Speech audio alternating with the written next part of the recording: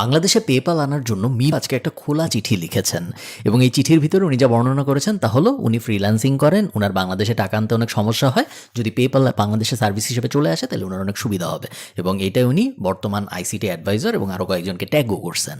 PayPal বাংলাদেশে আসা নিয়ে কিছুদিন পরপরই হাউকাও হয়, 1-2 সপ্তাহে হাউকাও হয় এবং তারপর এটা থেমে যায়, মানুষ মুভ অন করে এবং 6 মাস পরে সেম হাউকাও আবার শুরু হয়। আজকের এই ভিডিওতে আমরা বোঝার চেষ্টা করব আদৌ পেপাল বাংলাদেশে কোনোদিন আসবে নাকি, আসলে কেন আসবে এবং না আসলে কেন আসবে না। চলুন শুরু করা যাক। আমি যদি ভুল না করে থাকি 2011 সালে প্রথম বাংলাদেশ সরকার বলে যে পেপাল বাংলাদেশে আসতেছে এবং এক্স্যাক্টলি এখন যা হচ্ছে এক্স্যাক্টলি তাই হয়েছিল। ওই সময়ও সবাই হাউকাউ করা শুরু করে, মিডিয়া হাউকাউ করা শুরু করে, সরকারের ঘনিষ্ঠ যেসব ফ্রিল্যান্সিং কমিউনিটি আছে তারা হাউকাউ করা শুরু করে যে পেপাল বাংলাদেশে আসতেছে, অসাধারণ হবে ইত্যাদি ইত্যাদি। কিছুই হয় না। এর 4 বছর পরে 2015, 2016 এরকম সময়ে জুনাইদ আহমেদ পলক তৎকালীন আইসিটি মিনিস্টার উনি ঘোষণা দেয় যে পেপাল এবার ফাইনালি বাংলাদেশে আসতেছে এবং এটা জাস্ট ওনার ঘোষণা ছিল না, তার আগে উনি পেপালের হেডকোয়ার্টারও ভিজিট করে এবং ভিজিট করে পেপালের হেডকোয়ার্টার থেকে বাইর হয়ে উনি এই অ্যানাউন্সমেন্টটা দেয় যে পেপাল বাংলাদেশে আসতেছে, কংগ্রাচুলেশনস বাংলাদেশের ফ্রিল্যান্সাররা, আপনারা ফাইনালি পেপালকে সার্ভিস হিসেবে পাচ্ছেন। আবারও হাউকাউ শুরু হয় এবং তার কয়েকদিন পরে সোনালী ব্যাংক অ্যানাউন্স করে যে ওরা এমওইউ সাইন করছে পেপালের সাথে, পেপাল ফাইনালি বাংলাদেশে আসতেছে এবং তারপরে অনেকদিন পর্যন্ত সবকিছু চুপচাপ থাকে। পরের বছর সোনালী ব্যাংক বলে যে হ্যাঁ, আমরা যে গত বছর এমওইউ সাইন করছিলাম সবকিছু রেডি, পেপাল এখন বাংলাদেশে আসছে। আমার মনে আছে 2017 সালে বিশাল একটা পার্টি হয় এবং যেহেতু অনেক আগের কথা এক্স্যাক্ট মনে পড়তেছে না, বাট সজীব ওয়াজেদ জয় ছিলেন, জুনাইদ আহমেদ পলক ছিলেন, ফ্রিল্যান্সিংয়ের বাংলাদেশের হর্তাকর্তা ব্যক্তিরা, আইসিটি মন্ত্রণালয়ের হর্তাকর্তা ব্যক্তিরা সবাই ছিলেন। এটা ছিল পেপালের লঞ্চ পার্টি বাংলাদেশে, কিন্তু পেপাল আসলে লঞ্চ হয় না।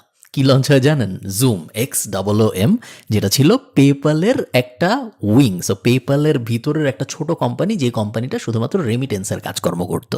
জুম, আমি যদি বোঝানোর চেষ্টা করি আপনাদের কি ছিল, জুম বেসিক্যালি ছিল একটা জোক।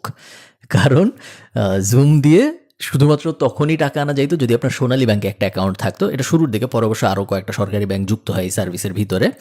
শুধুমাত্র আমেরিকার থেকেই টাকা পাঠানো যাইতো এবং হাইয়েস্ট $10,000 পর্যন্ত পাঠানো যাইতো, এর বেশি পাঠানো যাইতো না এবং আপনি পাঠাইতে পারতেন না, আপনি শুধু রিসিভ করতে পারতেন টাকা। ক্লায়েন্টরা সবাই পেপাল চিনতো, বাট ক্লায়েন্টরা কেউ জুম চিনতো না এবং আপনি যদি কোনো ক্লায়েন্টকে বলতেন যে তুমি জুম দিয়ে তোমার টাকাটা আমারে পাঠাও, আমার ফ্রিল্যান্সিংয়ের টাকাটা, তখন সে আপনাকে পাগল ভাবতো। সে কোনোদিনও জুম ইউজ করেনি, সে জীবনে প্রথম জুমের নাম শুনতেছে এবং তার জুমে অ্যাকাউন্টও নেই। সে এত কষ্ট করে একটা অ্যাকাউন্ট খুলবে, পাসপোর্ট দিয়ে ভেরিফাই করবে, তারপর আপনার ওই $200 পাঠাবে, এই জিনিস সে জীবনেও করবে না। জুম কেউ ইউজ করেনি, ক্লায়েন্টরাও ইউজ করেনি। ক্লায়েন্টরা যেহেতু ইউজ করেনি, ফ্রিল্যান্সাররাও আসলে ইউজ করতে পারেনি। জুমের পিছনে সোনালী ব্যাংক এবং সরকার ব্যাপক মার্কেটিং করছে। তখন টিভিতেও অ্যাড আসতো যে পেপাল বাংলাদেশে আসছে, জুম একটি পেপাল পরিষেবা বাংলাদেশে চালু হচ্ছে। 1-2 বছর হাউকাও হয়, তারপর আবার সব চুপ, সবাই জুম ভুলে যায়, সবাই পেপাল ভুলে যায়, সব ঠিকঠাক। অক্টোবর 2021 সালে সালমান এফ রহমান, যিনি ছিলেন তখন প্রধানমন্ত্রীর অ্যাডভাইজার, উনি বলেন যে আগামী 2 মাসের মধ্যেই পেপাল আসতেছে। উনি বিভিন্ন মিটিং করেছেন, বিভিন্ন হর্তাকর্তা ব্যক্তিদের সাথে কথাবার্তা বলেছেন। উনি অক্টোবরে অ্যানাউন্স করে যে ডিসেম্বরের মধ্যে পেপাল বাংলাদেশে শুরু হচ্ছে। সেম কাহিনী, গুরুদের চিল্লাচিল্লি, মিডিয়ার চিল্লাচিল্লি, পেপাল বাংলাদেশে আসতেছে ইত্যাদি ইত্যাদি। পরবর্তীতে পেপালকে যখন জিজ্ঞেস করা হয় যে এরকম কোনো পরিকল্পনা আছে নাকি, পেপাল বলার জন্য জানেই না কিছু। এরকম উদাহরণ আমি আপনাদের আরও 50টা দিতে পারবো, বাট সব উদাহরণের ফরম্যাট সেম। সরকারের কোনো উচ্চপদস্থ কর্মকর্তা বলছে যে পেপাল আসবে, এখন এটা ওনারা ওভার এক্সাইটেড হয়ে বলতেছেন নাকি আদৌ ওনাদের পেপালের সাথে কোনো কথাবার্তা, এটা তো আমরা জানি না, বাট সবসময় শুরুটা হয় এভাবে। এরপর ওই নিউজটা পিক করে মিডিয়া যে পেপাল বাংলাদেশে আসতেছে এবং মিডিয়ার সাথে সাথে এটা পিক করে ফ্রিল্যান্সিং সমাজের একটা বড় অংশ এবং তারপর ওটা নিয়ে কিছুদিন হাউকাও হয়, 1-2 মাস 3 মাস ডিপেন্ডিং অন কীরকম নিউজ, এবং তারপরে আবার সব যাতা। আনফর্চুনেটলি ইন্টারিম গভর্নমেন্ট আসার পরে এই ব্যাপারটা থামে নাই এবং ইন্টারিম গভর্নমেন্ট আসার পরেও সেম জিনিস একবার হয়েছে জানুয়ারি মাসে। আইসিটি সেক্রেটারি বলেছেন যে সরকার পেপাল আনার চেষ্টা করছে এবং আমার মতে এটা ওনার এভাবে বলা উচিত হয়নি, কারণ আননেসেসারি হাইপ চলে আসে এবং আবার ওই সেম সাইকেলের ভিতরে আমরা পড়ে যাই। এবং এমন কথাও শুনেছি আমি, বলা হচ্ছে যে স্টারলিংককে এই জন্য পারমিশন দেওয়া হয়েছে বাংলাদেশে লঞ্চ করতে, কারণ স্টারলিংকের যে মালিক ইলন মাস্ক, তার পুরান কোম্পানি পেপাল, স্টারলিংককে পারমিশন দেওয়া হচ্ছে যাতে করে পরে ইলন মাস্ককে বলা যায় যে তোমার এই নতুন কোম্পানিটাকে পারমিশন দিলাম, তুমি তোমার পুরান কোম্পানিটাকে বলো বাংলাদেশে লঞ্চ করতে। এটা একটা অ্যাঙ্গেল। আরেকটা অ্যাঙ্গেল হলো স্টারলিংকের পেমেন্ট দেওয়া পেপাল দিয়ে অনেক সহজ। সো পেপাল যদি বাংলাদেশে আসে, ইলন মাস্ক তোমারই লাভ, কারণ তাহলে তোমার নতুন কোম্পানিতেই টাকা দেওয়া আমাদের জন্য অনেক সুবিধা হয়ে যাবে। এরকম অনেক কথাবার্তা আমি শুনছি, বাট এগুলোর কোনো কথারই কোনো বাস্তবতা নাই, ইভেনচুয়ালি আসে নাই। এখন কথা হলো আদৌ কি কখনো বাংলাদেশে পেপাল লঞ্চ হবে নাকি হবে না। আমি আপনাদের কিছু গুরুত্বপূর্ণ ব্যাপার বলি, পয়েন্টগুলো যদি আপনারা মনোযোগ দিয়ে শুনেন তাহলে আপনারা নিজেরাই বুঝতে পারবেন যে পেপাল বাংলাদেশে লঞ্চ হবে নাকি হবে না। বাংলাদেশের ফরেন কারেন্সি রুল পৃথিবীর সবচেয়ে কঠিন ফরেন কারেন্সি রুলগুলোর মধ্যে একটা। বাংলাদেশ গভর্নমেন্ট এবং বাংলাদেশ ব্যাংক এই দুইটা মিলে ঠিক করেছে যে বাংলাদেশে শুধু টাকা প্রবেশ করতে পারবে, বাংলাদেশ থেকে টাকা বের হইতে পারবে না।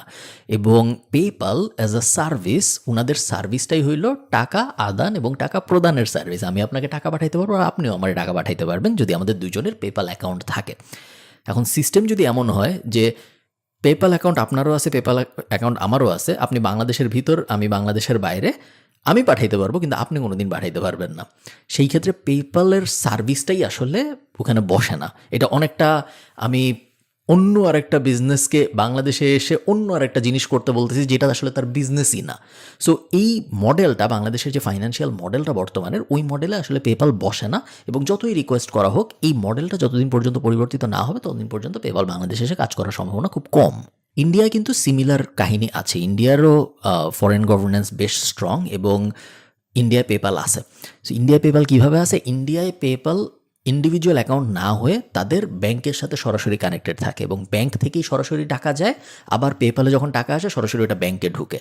টাকা কিন্তু আদানও করা যায়, টাকা প্রদানও করা যায়, দেওয়া যায়, নেওয়া যায়। শুধুমাত্র টাকা আমি রিসিভ করবো, টাকা কোনোদিন পাঠাবো না, ওই মডেল না ইন্ডিয়ার। যেই কারণে পেপাল ইন্ডিয়া লঞ্চ করতে পারছে, যেটা বাংলাদেশে করতে পারে না। কারণ বাংলাদেশের সিস্টেম হলো শুধু তুমি আমরা টাকা পাঠাবো, আমি কোনোদিন পাঠাবো না। মানি লন্ডারিং এবং কমপ্লায়েন্স কন্ট্রোলের ব্যাপারটা আপনারা সবাই জানেন। এটা নিয়ে আমরা অনেক বেশি সচেতন, বাংলাদেশের ব্যাংকিং সিস্টেম, যে আমরা কোনোভাবেই টাকা পাচার হইতে দিতে চাই না। যে কারণে আমরা পেপাল লঞ্চ হইতে ওই কমপ্লায়েন্সের ইস্যুতে আটকায় দিই, যে কারণে আমরা ক্রিপ্টোর ব্যাপারে বেশ নেগেটিভ। ইন্ডিয়ায় কিন্তু ক্রিপ্টো লঞ্চ হয়েছে এবং মোটামুটি পৃথিবীর যত বড় দেশ আছে সব জায়গায় ক্রিপ্টো লঞ্চ হয়েছে, বাংলাদেশে হয়নি কারণ টাকা পাচার হয়ে যাবে। এবং এই টাকা পাচারের সেম ইস্যুর কারণেও পেপাল বাংলাদেশে এন্টার করতে পারতেছে না। একটা বড় ইস্যু এবং পুরো জিনিসটা আসলে এক সুতায় গাথা। টাকা পাচার হয়ে যাবে এই ভয়ে বাংলাদেশ ব্যাংক গভর্নেন্স স্ট্রং করে রাখছে, বাংলাদেশ ব্যাংক গভর্নেন্স স্ট্রং করে রাখছে দেখে পেপাল ঢুকতে পারতেছে না, কারণ ওর বিজনেস মডেলই বসতেছে না এখানে। থার্ড আরেকটা যে ব্যাপার সেটা হলো বাংলাদেশের নন ব্যাংকিং ফাইন্যান্সিয়াল কিছু রুল আছে।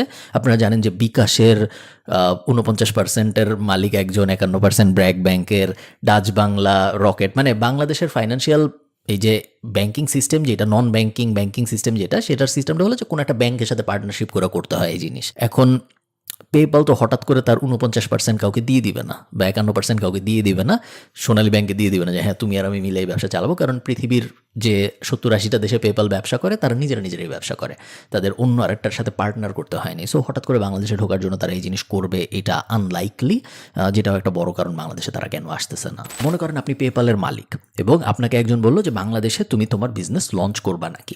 আপনি এখন নিজে চিন্তা করেন আপনার কি বাংলাদেশে ওই বিজনেসটা লঞ্চ করা উচিত নাকি। পেপালের বিজনেস কিভাবে হয়? যখন একজন আরেকজনকে টাকা পাঠায়, ওই টাকা 100 টাকা পাঠালে সে 10 সেন্ট কেটে রাখে, এটাই তো তার বিজনেস, তাই না? এভাবেই সে ইনকাম করতেছে। বাংলাদেশ ক্যাশ অন ডেলিভারির দেশ। সো অনলাইন ট্রানজ্যাকশন করে টাকা দেওয়ার প্রবণতা বাংলাদেশে খুব খুব খুব ভয়ঙ্কর লেভেলে কম। সো এইখানে পেপালের একটা বড় নেগেটিভ ব্যাপার, কারণ পেপালের একটা বড়, আপনারা জানেন যে ইবে পেপালকে কিনেই নিছিল এই কারণে, কারণ সবাই ইবেতে পেপাল দিয়ে কেনা বেচা করতো।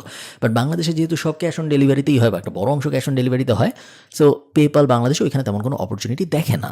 বাংলাদেশে বেশিরভাগ মানুষের ক্রেডিট কার্ড নাই এবং ক্রেডিট কার্ড পেনিট্রেশন 5%-এরও কম বাংলাদেশে আরবান ক্লাসের ভিতরেও। এবং বাংলাদেশের মানুষ মোবাইল ব্যাংকিংয়ে যতটা কমফোর্টেবল আফ্রিকার মতো অনেকটা, ততটা কমফোর্টেবল কিন্তু বাংলাদেশের মানুষ ইন্টারনেট ব্যাংকিংয়ে না। এবং পেপাল জিনিসটা চলে ইন্টারনেট ব্যাংকিংয়ের ওপরে ভিত্তি করে, যে ইন্টারনেট থাকবে, একটা ওয়েবসাইট থাকবে, একটা অ্যাপ থাকবে, আধুনিক একটা সার্ভিস। এবং ওই সার্ভিসটা বাংলাদেশের নর্মাল সার্ভিসেসের সাথে বা বাংলাদেশের বড় মার্কেটের সাথে সেভাবে মিলে না। আরেকটা ব্যাপার যেটা নিয়ে কেউ কথা বলে না, সেটা হলো পেপাল নিজেও কিন্তু বিপদের মধ্যে আছে। পেপালের কোয়ার্টার টু কোয়ার্টার 0.5% সম্ভবত ডিক্লাইন হচ্ছে ইউজারে। এবং আপনারা যদি পেপালের স্টক দেখেন, অনেক দিন পর্যন্ত আমার পেপালের স্টক কেনা ছিল, স্টক রেগুলারলি ফল করতেছে, কারণ পেপালের অনেক কম্পিটিটর চলে আসছে মার্কেটে। এবং একে তো পেপালের অনেক কম্পিটিটর চলে আসছে, অন্য আরেকটা ব্যাপার যেটা অনেক মানুষ বুঝে না, সেটা হলো পেপাল যখন লঞ্চ হয়েছিল 15 বছর আগে, তখন পেপাল ভালো করতে পারছিল কারণ তখন ইন্ডিভিজুয়াল ব্যাংকিংয়ের সিস্টেমগুলো এত স্ট্রং ছিল না। আজকে আমার মোবাইলে ইবিএলের অ্যাপও আছে, ইস্টার্ন ব্যাংকের অ্যাপও আছে, পেপালও আছে। আমি পেপাল দিয়েও আমার বন্ধুকে টাকা পাঠাইতে পারি, আবার আমি এখন দেখা যাবে ওই স্ট্যান্ডার্ড চার্টার্ডের অ্যাপ দিয়েও টাকা পাঠাইতে পারবো।